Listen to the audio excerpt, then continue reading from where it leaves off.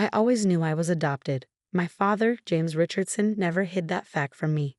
What my sister Catherine didn't know was that being adopted wasn't the only secret in our family. I'm Emma Chin, and at 32, I became the CEO of Richardson Global Enterprises, a fact that sent my sister into a very public meltdown. But let me start from the beginning. Dad adopted me when I was 6 after my biological parents died in a car accident in Hong Kong.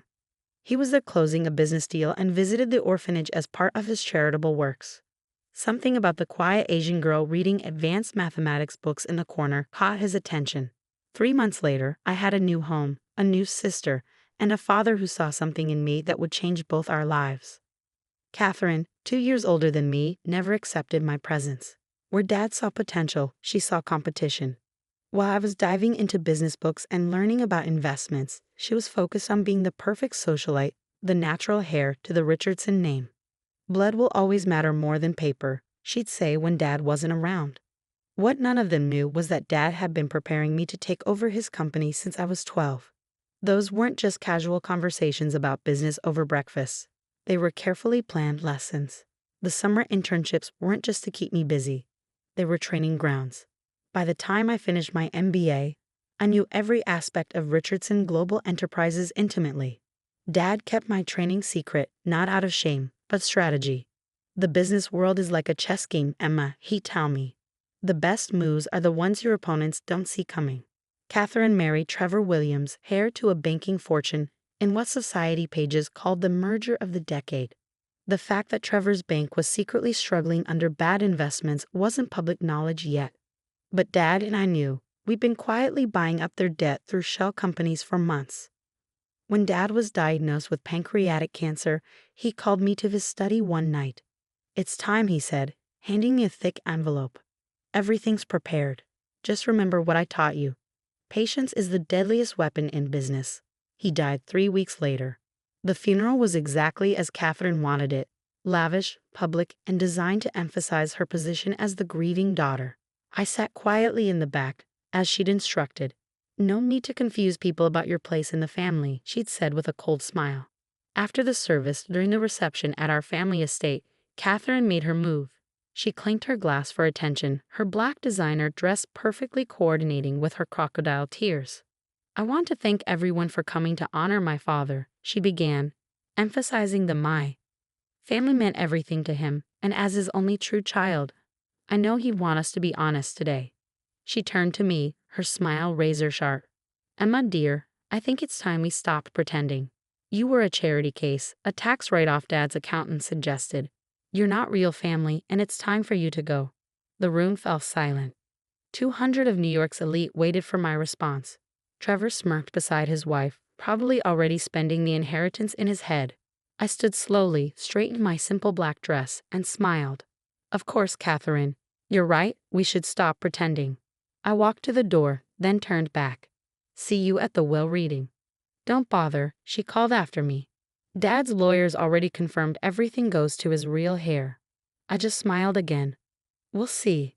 2 days later, in the Richardson Global Enterprises main conference room, Catherine's perfect world imploded. "This is the last will and testament of James Patrick Richardson," the lawyer began. Catherine sat at the head of the table, already holding a pen to sign the transfer papers. "To my daughter Catherine," the lawyer read, "I leave the following. Your trust fund will continue untouched, providing you the same monthly allowance you currently receive." Catherine's smile faltered. "That's it. Where's the rest?" "To my daughter Emma," the lawyer continued, "I leave controlling interest in Richardson Global Enterprises, all associated companies, properties, and assets, effective immediately." The pen fell from Catherine's hand. "That's impossible. She's not even a Richardson." "Actually, I spoke for the first time. I am. Dad legally changed my name years ago, and I've been serving as the company's shadow CEO for the past 5 years." "No," Catherine whispered. "No, no, no." "Security," I pressed the intercom button. "Please escort Ms. Williams out of the building. Her access has been revoked." As security approached, Catherine knocked over her chair. "You can't do this. I'm his real daughter."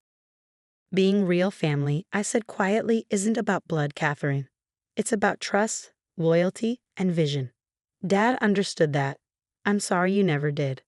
I'll fight this, she screamed as security led her out. You'll never get away with stealing my birthright. I sat down in the CEO's chair, my chair. Actually, I already have. The real war, I knew, was just beginning. But Dad had taught me well, and I had plans Catherine couldn't even imagine. As her screams echoed down the hallway, I opened my laptop and began the changes that would reshape the Richardson empire. Starting with the Williams family bank. Catherine's meltdown hit social media before she even reached her car. Someone in the conference room had recorded her screaming about her fake sister stealing her birthright, and the video spread like wildfire. Within hours, #Richardson drama was trending, with people divided between supporting the rightful blood heir and the secret CEO sister. I watched it unfold from Dad's old office, my office now, while signing the papers that would begin Catherine's financial ruin. She'd made her choice at the funeral. Now she'd learned why Dad had always said I was the better strategist. Her first move came the next morning, a lawsuit challenging the will, claiming I'd manipulated our father during his illness. Her lawyers filed emergency papers to freeze the company's assets. I'd been expecting this. In fact, I counted on it. Release the documents, I instructed my legal team. Within hours, every major news outlet received copies of my official adoption papers. My legal name changed to Emma Richardson Chin, and most devastatingly, video recordings of Dad explaining his succession choice. He'd made them during his last months, knowing Catherine would challenge the will. I choose Emma, he said in the video, looking directly at the camera, not because Catherine is inadequate, but because Emma is exceptional. She's been running this company in shadow for 5 years, turning record profits while her sister was planning charity galas. Blood doesn't make a CEO, vision does.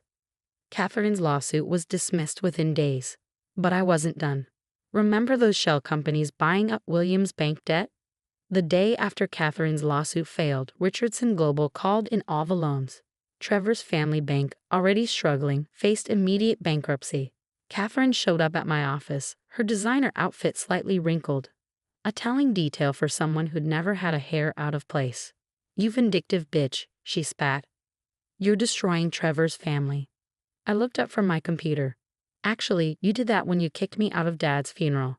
Actions have consequences, Catherine. Dad taught us that, remember? Well, one of us was paying attention. He was my father. He was our father. But while you were playing society princess, I was learning to run his empire. Did you really think those summer internships were just to keep me busy? That all those breakfast meetings were just casual conversations?" Her face paled. "Those were training sessions. Every single one. Dad knew who he wanted as his successor by the time I was 12. The adoption, the name change, the secret training. It was all part of his plan. You could have been part of it too, if you'd ever shown any interest in anything beyond your trust fund. I'll tell everyone," she threatened, "about how you manipulated him, turned him against his real daughter." "Go ahead," I interrupted, turning my laptop to show her the screen. "These are the records of every transaction from your trust fund for the past 5 years. The private shopping sprees disguised as charity donations. The business meetings that were actually spa days. Oh, and let's not forget the interesting transfers to Trevor's personal account. The ones that started right after you discovered his bank was failing." She sank into a chair. "How did you? I told you. I've been running this company for 5 years. Did you think I wouldn't monitor the trust funds? Dad knew about all of it. He just wanted to see if he'd ever come clean." The next phase of my plan unfolded over the following weeks. As Williams' bank collapsed, Richardson Global swooped in to save it, at the cost of Trevor's family losing control. Catherine and Trevor were forced to sell their mansion, their cars, their vacation homes. Their society friends disappeared as quickly as their wealth. Funny how that happens. But the real twist came during the shareholders' meeting 3 months later. As I presented the company's record profits under my official leadership, Catherine made one last desperate play. She burst into the meeting, waving papers. "I have proof," she screamed. "Proof that she's been manipulating company funds." Security moved to remove her, but I held up my hand. Let her speak.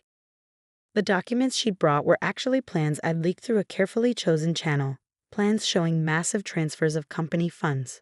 What Catherine hadn't realized was that they were records of her own embezzlement, done through proxy accounts she thought were untraceable.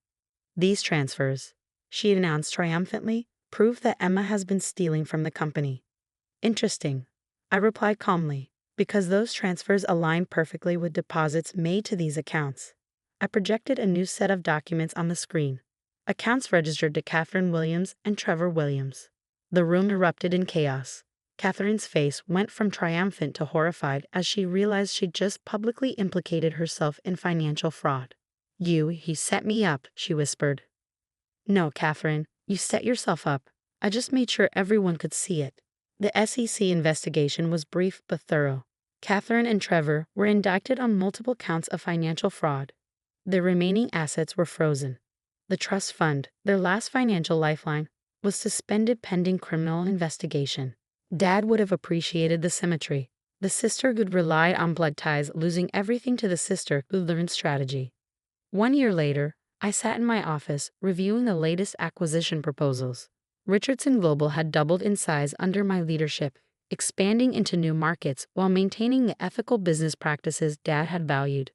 My phone buzzed with a news alert. Catherine had taken a plea deal. 2 years in a minimum security prison, followed by 5 years of probation. Trevor had fled to a non-extradition country, leaving her to face the charges alone.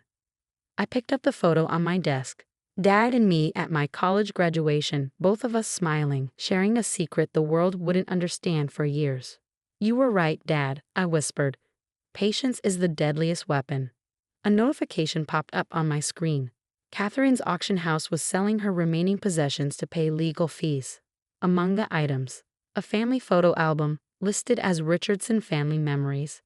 I bought it anonymously and had it delivered to her prison cell with a note. Blood isn't what makes a family. Trust is. You never understood the difference. The media eventually moved on to other scandals, other family dramas. Richardson Global continued to thrive, its adopted CEO becoming known for both business acumen and philanthropic work, particularly supporting adoption agencies and educational programs for orphan children. Every year, on Dad's birthday, I visit his grave alone. I leave 2 things, fresh flowers and a copy of the company's annual report. Last year, I added a 3rd item, a newspaper clipping about Catherine's sentence with a simple note. You taught me well, Dad. The best moves really are the ones they never see coming. Catherine gets out of prison next year. Her trust fund is gone. Her society friends have forgotten her. And her husband is sipping cocktails somewhere without an extradition treaty. Me? I'm in Dad's old office, my office, planning the company's next expansion. There's a new photo on my desk now, next to the graduation picture. Me with a group of business students I mentor. All of them adopted. All of them learning what Dad taught me. That family isn't about blood. It's about choice. And sometimes the family you choose is better than the family you're born into. Just ask Catherine. I'm sure she has plenty of time to think about that now.